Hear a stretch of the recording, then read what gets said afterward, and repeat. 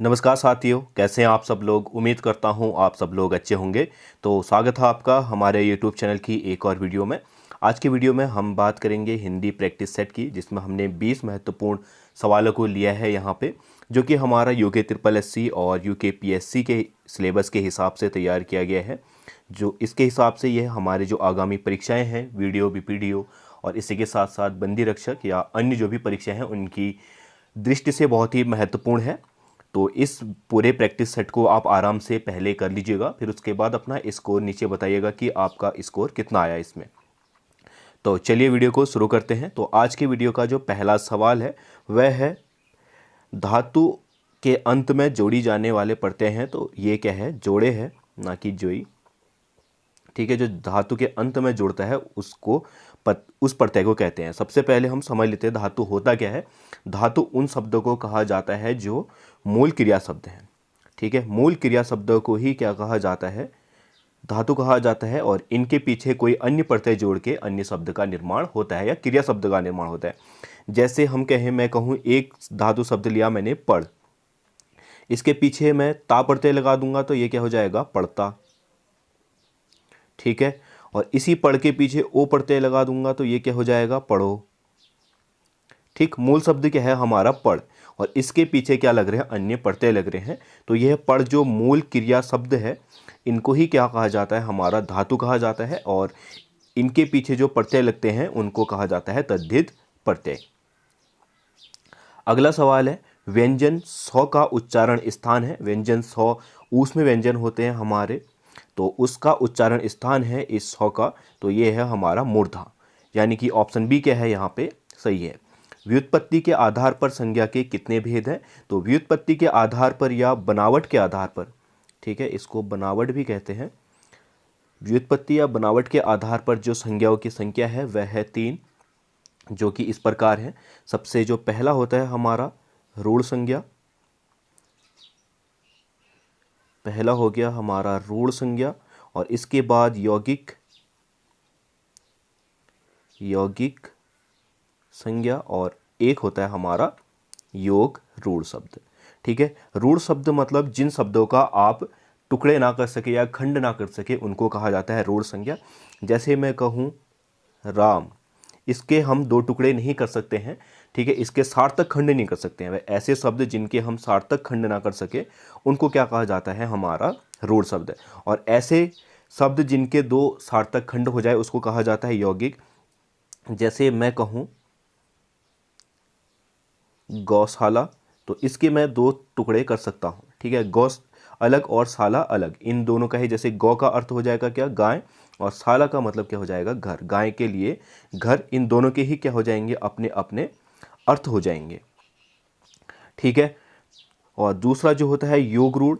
योग रूढ़ का अर्थ होता है ऐसे शब्द जो क्या हो, बनते समय तो यौगिक हो, ठीक है, पर उनका अर्थ निकाला जाए तो वो क्या हो जाए, रूढ़ हो जाए। जैसे मैं कहूँ दशानन, ठीक है, अब इसके 2 टुकड़े हो जाएंगे दस और आनन। ठीक है, 2 सार्थक टुकड़े हो जा रहे हैं, परंतु इसका अर्थ लें तो दशानन किसे कहा जाता है, हमारा रावण को। ठीक है, अब रावण का जब मैं टुकड़े करूंगा तो इसके टुकड़े क्या होंगे, नहीं होंगे। 2 सार्थक खंडों में विभक्त नहीं किया जा सकता है, इसी को कहा जाता है हमारा यौगिक। उम्मीद है आप लोग इतना समझ चुके होंगे। फिर है अगला शब्द प्रश्न, ठाकुर का स्त्रीलिंग होता है। तो ठाकुर का स्त्रीलिंग होगा हमारा ठकुराइन। गंगा हिमालय से निकलती है, वाक्य में कारक बताइए।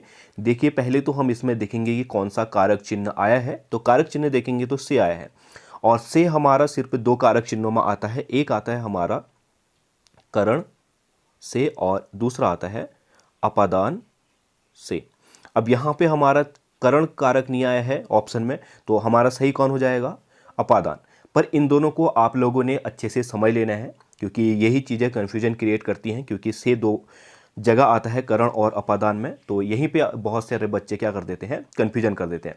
इसका सिंपल ट्रिक समझिए, जहाँ पे से का अर्थ किसी साधन के रूप में लिया जाए, ठीक है, कोई साधन के रूप में लिया जा रहा होगा या द्वारा का प्रयोग किया जा रहा होगा उस वाक्य में, तब कौन सा कारक होगा, हमारा करण कारक।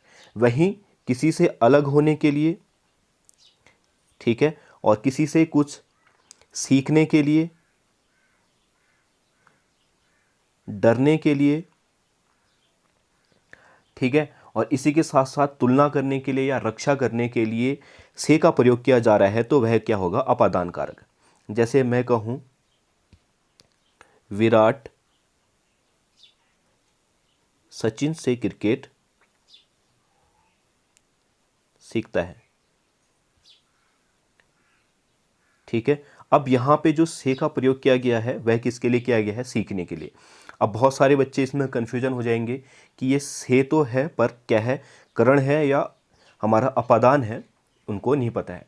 तो ये चीज़ आप लोग ध्यान में रखिएगा, जहाँ पे भी सीखने के लिए, अलग होने के लिए, तुलना करने के लिए, रक्षा करने के लिए और डरने के लिए से का प्रयोग किया जाएगा वह कौन सा होगा, हमारा अपादान कारक, ठीक है। और वहीं पे जहाँ पे से का अर्थ साधन के रूप में लिया जाए तो उसको क्या कहेंगे, हम करण कारक, ठीक है। जैसे राम ने तीर से क्या किया, तीर से रावण को मारा, ठीक है। अब यहाँ पे जो से है यह किस रूप में लिया गया है, माध्यम के रूप में या साधन के रूप में, ठीक है। तो ये क्या हो जाएगा, हमारा करण कारक। उम्मीद है आप लोगों को ये चीज़ें समझ में आ गई होंगी। अगला है पीड़ित शब्द है, तो पीड़ित शब्द क्या है, हमारा विशेषण है। पीड़ित शब्द बना है हमारा पीड़ा से, और पीड़ा शब्द क्या हो जाएगा, हमारा मूल शब्द, जो कि क्या है, हमारा संज्ञा, ये भाववाचक संज्ञा हो जाएगी हमारी। और इसमें तो ईत लगा के हमने क्या कर दिया, इसको विशेषण बना दिया है। फिर है कौन सा शब्द सकर्मक क्रिया है, तो सकर्मक क्रिया क्या होती है, वह क्रिया जिसमें क्या हो, हमारा कर्ता, कर्म और क्रिया तीनों विद्यमान हो, उसको क्या कहते हैं, सकर्मक क्रिया कहते हैं। लिखना क्या होगा, हमारा सकर्मक क्रिया होगा, ठीक है। बाकी हंसना, पढ़ना और सोना क्या है, हमारी अकर्मक क्रियाएं हैं, ठीक। फिर है अगला रसोइया में प्रत्यय है, तो रसोइया में जो प्रत्यय होगा, या प्रत्यय क्या होगा, यहाँ पे लगा होगा, ठीक है। रसोई क्या होगा, इसका मूल शब्द होगा रसोई, छोटी, ठीक है। और इसमें लगा है क्या, हमारा प्लस या प्रत्यय, ठीक है। तो ये क्या हो जाएगा, हमारा रसोई। इसमें फिर क्या हो जाएगा, इन दोनों को जुड़ने के बाद ये क्या हो जाएगी, हमारी बड़ी हो जाएगी। फिर है अगला शब्द प्रख्यात में उपसर्ग होता है, तो प्रख्यात में जो होगा, हमारा उपसर्ग प्रयुक्त होगा प्र, जो इसका मूल शब्द होगा वह क्या होगा, हमारा ख्यात, ठीक है। जब भी उपसर्ग बनाते हैं तो हमने क्या निकालना होता है, उपसर्ग या प्रत्यय में मूल शब्द हमने अलग से करना होता है, ठीक है। इसमें मूल शब्द है हमारा ख्यात, तो और इसका उपसर्ग क्या हो जाएगा, प्र, ठीक है। ये बात भी ध्यान रखना, उपसर्ग हमेशा कहाँ लगते हैं, आगे, ठीक है। जो शब्द के आगे लगकर शब्द को परिवर्तित कर देते हैं उसको कहते हैं हम उपसर्ग, और जो शब्द के पीछे लग के उसका अर्थ परिवर्तित कर देते हैं उसको कहते हैं हम प्रत्यय।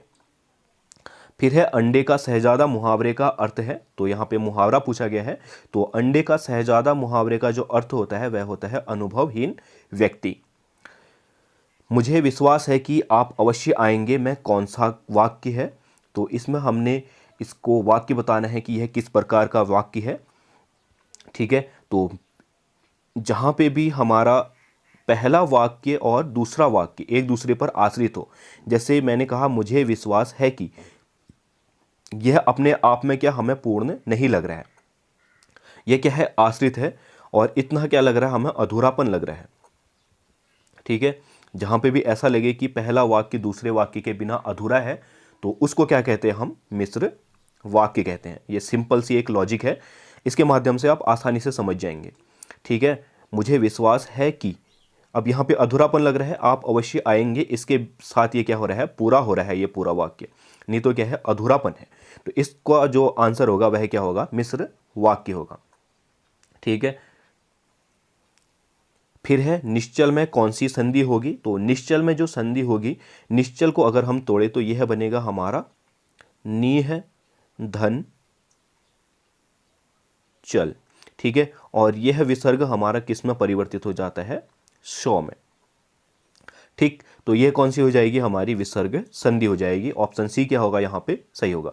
अनुज शब्द का स्त्री वाचक बनाने के लिए किस प्रत्यय का प्रयोग करेंगे, तो अनुज हमारा क्या है, मूल शब्द है, और इसको हमने क्या बनाना है, स्त्रीलिंग बनाना है तो इसमें हमने कौन सा प्रत्यय जोड़ेंगे, तो इसमें जोड़ेंगे हम आ प्रत्यय। तो ये क्या हो जाएगा, अनुजा। और अनुजा क्या है, एक स्त्रीलिंग है, तो ऑप्शन सी क्या होगा हमारा यहाँ पे सही हो जाएगा। ठीक है, फिर है अगला, गरल का विलोम शब्द क्या होता है। तो गरल का जो विलोम शब्द होता है वह होता है सुधा। ठीक है, गरल का विलोम शब्द सुधा, और सुधा का पर्यायवाची है क्या हमारा, सोम।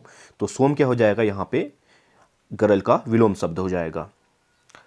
ईमेल किस जनसंचार माध्यम के अंतर्गत आता है। तो ईमेल जो है हमारा वह आता है हम आधुनिक दृश्य माध्यम में। ठीक है, ईमेल क्या है, आजकल की टेक्निकल चीज़ है, और आधुनिक क्या है, आधुनिक माध्यमों से इसको क्या भेजा जाता है, एक कंप्यूटर से दूसरे कंप्यूटर में भेजा जाता है, मोबाइल के माध्यम से या इंटरनेट के माध्यम से भेजा जाता है। तो ये क्या हो जाएगा, और उसको हम सिर्फ क्या कर सकते हैं, दृश्य कर सकते हैं, यानी कि देख सकते हैं।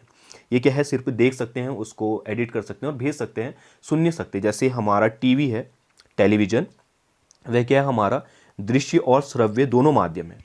ठीक है, उससे हमें साउंड भी आता है। ठीक है, जैसे रेडियो है, रेडियो क्या है, सिर्फ हमारा श्रव्य माध्यम है, उसको हम सुन सकते हैं, देख नहीं सकते। वैसे ईमेल क्या है, हमारा दृश्य माध्यम है, उसको हम देख सकते हैं, सुन नहीं सकते। जो भी मैसेज आया है उसको पढ़ सकते हैं, पर उसको आवाज़ के माध्यम से नहीं सुन सकते हैं। ठीक है, तो ये क्या हो जाएगा हमारा आधुनिक दृश्य माध्यम हो जाएगा ईमेल। फिर है विपात्र नामक उपन्यास किसकी रचना है। तो विपात्र जो उपन्यास है वह गजानन माधव मुक्तिबोध की क्या है, रचना है, उपन्यास है ये। ठीक है, फिर है किस कवि को वात्सल्य रस का सम्राट कहा जाता है। तो सूरदास को क्या कहा जाता है, वात्सल्य रस का सम्राट कहा जाता है। बहुत ही इंपॉर्टेंट क्वेश्चन है, इसको आप लोग जरूर ही नोट कर लीजिएगा। निम्नलिखित में से किस शब्द में अ उपसर्ग नहीं लगा है। तो जहाँ पे भी ऐसे सवाल आते हैं हमने क्या करना होता है, सब सवालों को एक बार तोड़ लेना। जैसे अकथ है, तो इसका जो मूल शब्द है वह क्या है, कथ। फिर है अचूक, इसका जो मूल शब्द है वह क्या है, चूक। और इसमें जो उपसर्ग है दोनों, इसमें भी क्या लगा है, अ उपसर्ग, इसमें भी क्या लगा है, अ उपसर्ग।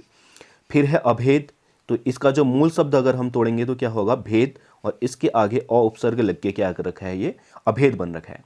फिर है अनुज, तो अनुज में जो उपसर्ग होता है वह होता है अनु उपसर्ग। ठीक है, अनु प्लस जौ से ये क्या बना होता है अनुज। तो यहाँ पे क्या है, अनु उपसर्ग है, तो हमारा ऑप्शन डी क्या होगा यहाँ पे सही होगा, क्योंकि हमसे पूछा गया है कि कौन किस में अ उपसर्ग नहीं लगा है, अनुज में अनु उपसर्ग लगा है, तो अनु क्या हो जाएगा यहाँ पे सही हो जाएगा, ऑप्शन डी। रुपया का बहुवचन होता है, तो रुपये का जो बहुवचन होगा वह होगा रुपये, ना कि रुपयों, या रुपया नहीं होगा। तो इसका बहुवचन क्या होगा, रुपये। उसने मेरे को बहुत सारे रुपये दिए। ठीक है, बहुत रुपये दिए, सारे नहीं आएगा, बहुत रुपये दिए। ऑप्शन बी क्या होगा यहाँ पे सही होगा। फिर है निम्नलिखित में से पार्श्विक ध्वनि कौन सी है। तो पार्श्विक व्यंजन होता है हमारा ल, वह ध्वनि जिसका उच्चारण कहाँ हो, पार्श्विक मुंह के पार्श्व स्थान से हो, तो उसको कहा जाता है पार्श्विक ध्वनि। और यह सिर्फ एक ही है, कौन सा, लौ। ठीक, तो आज के ये क्या है, हमारे 20 सवाल हैं। आप अपना इसको नीचे कमेंट बॉक्स में जरूर कीजिएगा। मिलते हैं अगली वीडियो में, तब तक के लिए बाय।